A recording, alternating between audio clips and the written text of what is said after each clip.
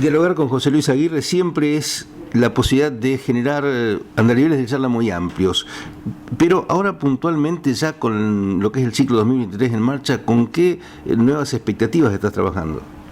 Bueno, la verdad que con un 2023 que nos trajo el desafío de una gran cantidad de alumnos nuevos, de ingresantes. Hemos hecho un cálculo provisional. Este año nosotros hemos aumentado alrededor de un 30% nuestra matrícula en relación al 2022. Esto, bueno, obviamente nos desafía a mejorar y a prestarnos a un gran volumen de alumnos que tiene nuestra universidad, tanto en lo administrativo, lo académico, bueno, lo científico. Bueno, es lo que nosotros en general llamamos las crisis de crecimiento, ¿no? Que son bienvenidas, pero algunos autores dicen que el crecimiento es mucho más dificultoso que el decaimiento. Así que bueno. ¿Es cierto eso que dice el apotegma chino? ¿Crisis igual oportunidad? Sí, es cierto, si la sabes usar. Si no, es una catástrofe. Pero sí. Bueno, aquí hubo una pandemia que fue, por ejemplo, utilizada para que se generaran la virtualidad, el aula híbrida. ¿Esto sigue funcionando post pandemia? Sí. ¿Vino para quedarse? Definitivamente. Había experiencias previas. Esto ya había empezado hace por lo menos 10 años atrás, pero la pandemia lo catalizó y definitivamente, y nos puso lo que yo calculo que iba a llevar una década más, lo puso en un año, lo puso sobre la mesa y lo arraigó definitivamente. Hoy el sistema universitario argentino, si algo está discutiendo es la educación a distancia, es la virtualidad, es cómo acomodar los procesos de enseñanza-aprendizaje en esas plataformas. Pero también se está discutiendo otro punto que tiene que ver con que en nuestro país hay mucha extensión, mucho tiempo para llegar a tener el diploma, y esto no es bueno, no es saludable. ¿Esa observación la escuchaste? Sí, lo que pasa es que tiene que ver también con los formatos tradicionales, con las características del sistema universitario. Un sistema universitario en general, que no ha sido muy accesible a la población, esto hay que decirlo, sobre todo porque se concentra en las grandes ciudades, y en el interior, con un territorio tan grande como el nuestro, no ha podido, mucha población no ha podido llegar. Y los que han llegado, también los tiempos de permanencia en la universidad se hacen más largos de los esperados. Una de las cuestiones que tiene la educación a distancia como virtud es lo democrática que es. Llega a tu casa, a la casa de todos, a través de una pantalla. Lo único que tenés que tener es una conectividad. Y eso ha acercado al sistema universitario a la población. Eso sin ninguna duda se va a quedar para siempre. Sí debemos trabajar en mejorar la calidad de ese modelo, pero bueno, es un debate totalmente actual. Y hay algo que hace muy poquitos días estuve en una reunión en el Ministerio de Educación de Nación, donde se plantean con números concretos un dato que es fundamental para pensar la universidad hoy en Argentina. El 70% de los alumnos y alumnas del sistema universitario argentino tienen más de 30 años. Es decir, cambió el grupo etario que imaginariamente y realmente teníamos en mente cuando pensábamos en la universidad, que se reciben del secundario y entran a la universidad. Son una minoría. La mayoría, el 70%, tienen más de 30 años. ¿Qué quiere decir? Que estuvieron por fuera del sistema universitario por lo menos más de 10 años, que es gente que por primera vez tiene la posibilidad de estudiar, que tiene vidas comenzado en términos de familias, de trabajo, y que tiene otra percepción y otra modalidad, y que está buscando otra cosa en la universidad. Claro, y encontrar la vocación a veces es difícil. A los 17, 18 años, como la exigencia de los tiempos perentorios obligaban a que muchos tuviesen que elegir y después se sentían frustrados, dejaban. Creo que hay en esa edad mayor maduración, ¿no?, de expectativa. Y hay mayor recorrido, hay mayor reflexibilidad y más experiencia de vida. Claro. ¿Sí? A todo esto, en la UGR, ¿tenés algún veterano? ¿De qué edad? También. No, bueno, muchísima gente.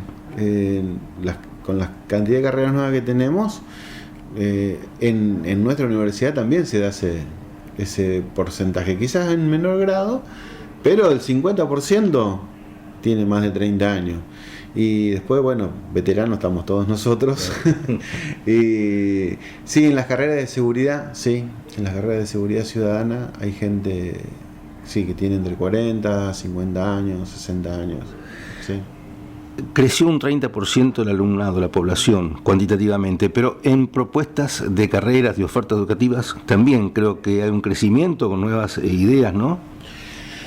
Cuando empezamos nuestra gestión teníamos alrededor de 12, 13 carreras en la universidad. Hoy tenemos 34. O sea, hace 2 años. No es que todas, muchas se comenzaron y se crearon en esta gestión, pero los otros también programas que venían gestionándose desde la gestión de los rectores anteriores, obviamente. Pero bueno, en estos periodos de 2 años tenemos el doble de carreras. ¿Te recordás las principales para mencionar de las nuevas que han puesto en marcha? Mira, yo te puedo decir las distintas facultades que tenemos. Nosotros tenemos una facultad muy importante, que es la de salud y rehabilitación, donde están las carreras tradicionales de la universidad: kinesiología, terapia ocupacional. Ahí se agregaron cosmetología, podología, acompañamiento terapéutico, que está dentro de la facultad de discapacidad e inclusión social. Después está el espacio de educación y ciencias sociales, donde tenemos las carreras de psicopedagogía, que es una carrera tradicional de la universidad, y programas nuevos como los profesorados de educación universitaria, los profesorados técnicos. Después tenemos, y ahí adentro hay mucho programa.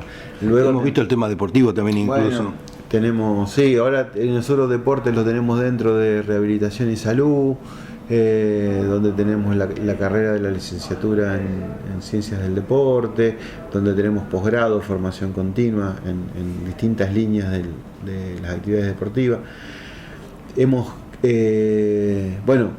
La Facultad de Seguridad Ciudadana,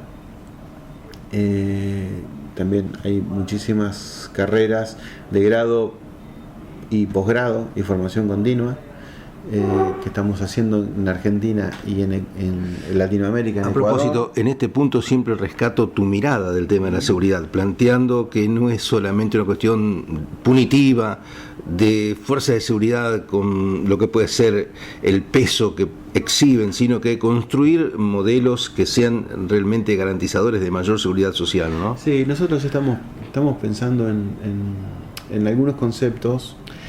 El problema de la inseguridad, para reducir el término, es un problema complejo, entonces requiere de abordajes complejos. Es un error conceptual y práctico que quedó demostrado, que solamente abordarlo desde lo punitivo no tiene incidencias en la solución del problema. Dicho esto, nosotros tratamos y buscamos formación tanto para las fuerzas de seguridad como para los gestores del Estado o la sociedad civil, que aborden los problemas de la seguridad en una complejidad. O sea, no es ni la cuestión social ni la cuestión punitiva, son las dos cuestiones juntas, ¿sí? tiene que ver con el ordenamiento urbano, tiene que ver con las posibilidades de trabajo, con los niveles educativos, hasta con el cambio climático tiene que ver. Es decir, cuál es el modelo productivo de la zona, si tenés puertos o no tenés puertos. Es mucho más que tener la gendarmería en la calle. ¿Sí? Sí.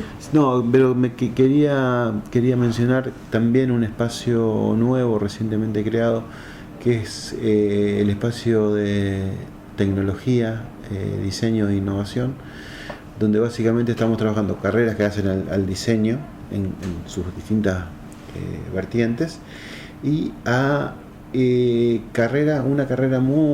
par de carreras muy interesantes que son con las ciencias de la información y de los datos. Esto no es una ingeniería en sistemas, sino un paso más allá, que tiene que ver con la ingeniería de la información, ¿sí? Bueno, con el chat actual, bueno, la inteligencia artificial que genera qué debate, ¿no? Tiene que ver con las grandes bases de datos, cómo se maneja la Big Data, cómo se maneja la cuestión del acopio de información y para qué, cómo se diseñan, cómo se diseña ese mundo, ¿sí? Que se viene o ya está. Ya está. No es que se viene, ya está. No, ya está. Y nuestra generación no está tan preparada para eso. Tiene que hacer un curso rápido de adaptación. Sí, siempre. Esto es histórico. Siempre, digamos, el conocimiento va detrás de la realidad. Esto es histórico. Pero bueno, esto está, y nuestra generación tiene que hacer un gran esfuerzo. Y quiero desmitificar algo. Los jóvenes no están plenamente imbuidos en el tema. Una cosa es que vos sepas manejar las redes, ¿sí? Como hacen la mayoría de los jóvenes, y otra cosa es manejar un sistema informático. Hay una distancia abismal entre una cosa y la otra. Abismal, ¿sí? Nosotros, porque tenemos gente muy joven, y decimos, bueno, esto lo tienen que presentar en un Word. ¿En qué, profesor? O sea, claro. Ya no es TikTok. No es que los jóvenes, por ser jóvenes, tienen una capa. Algunos tienen el concepto de son nativos digitales. Yo lo pongo entre paréntesis, ¿sí? Yo diría, nacieron en la misma época que la digitalización del mundo. Ahora, no quiere decir que manejen el mundo digital. Manejan algunas cosas, manejan las redes, pero eso no tiene nada que ver con todo lo que está pasando. Claro, a veces incluso se acotó la cantidad de palabras que se utilizan en el léxico, ¿no? Se ha reducido en forma significativa. Bueno, eso no tiene buenas consecuencias, porque nosotros sabemos que cuanto tu pensamiento tiene la complejidad de la cantidad de palabras que utilizas. Ajá. Si usas poca palabra, pensás poco. No lo digo yo, lo dice Chomsky, lo dice Piaget, lo dice. Y uno lo observa eso, ¿no? Qué tema, ¿no? Está la película El Jardín, ¿cómo era? El jardinero que tenía también esa sabiduría sin hablar, o hablaba o le salían las cosas. Sí, sí, lo que pasa, Gardiner, pero lo que pasa es que ahí es una persona que hablaba poco, pero lo que interpretaban eran los otros, y los otros cada uno interpretaba lo que quería, ¿sí? Así llegó a ser presidente por la interpretación de los demás, no por su capacidad. Sí. Pero no, hoy el mundo, a mí lo que me preocupa es que hoy el mundo requiere conocimientos profundos para entenderlo y para abordarlo. Y hay cierta superficialidad de pensar que sabiendo manejar las redes, esas cosas, ya estás en el mundo. No. El mundo necesita más filosofía que informática.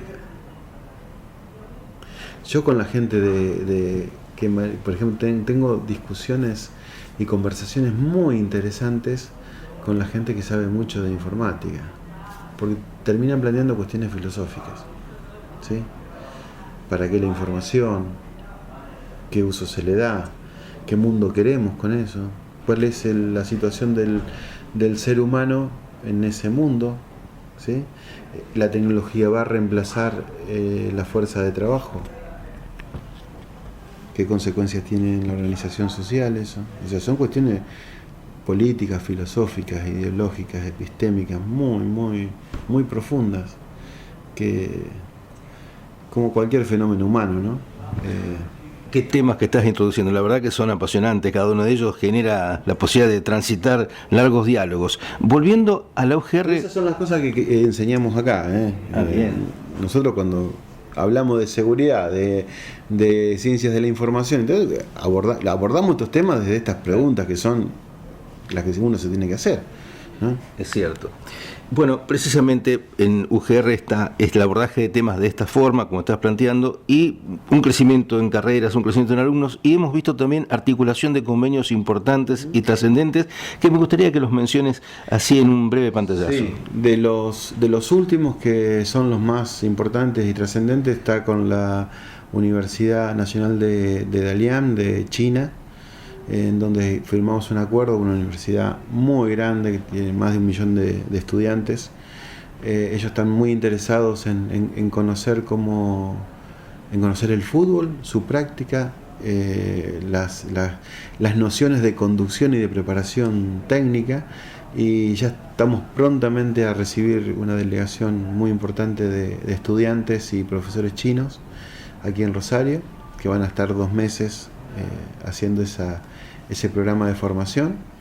Eso por un lado.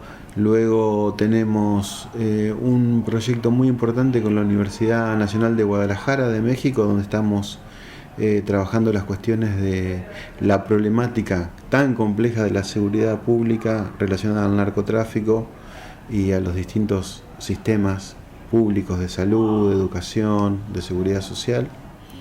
Es un proyecto muy importante porque es un proyecto binacional de 2 lugares del mundo, de Latinoamérica, que están muy complicados con el tema del narcotráfico, como es Jalisco en México y Rosario en Argentina. Y el último que estamos trabajando es con la Universidad Nacional de Ambato, Ecuador, sobre un programa de posgrado sobre salud mental comunitaria, para pensar cómo en los 2 países impactó la pandemia del COVID en la dimensión de la salud mental de su población, de las 2 poblaciones. Así que estamos con estos 3, y después hay muchísimos más, pero quería destacar los más importantes y los más actualizados, así que bueno, ahí estamos, con mucho trabajo. Muchas gracias, y por supuesto, si quedó en el tintero lo agregamos. Sí, bueno, tenemos con Ecuador, por ejemplo, estamos teniendo un gran trabajo con el CENESID, con los institutos técnicos de Ecuador, donde tenemos muchos alumnos en el espacio de seguridad ciudadana, en los profesorados universitarios. Con Ecuador estamos haciendo un gran lazo y tenemos mucha incidencia en el sistema universitario como universidad privada extranjera, y bueno, ahí se ha abierto un campo de trabajo muy, muy interesante. Muchísimas gracias. Gracias a ustedes.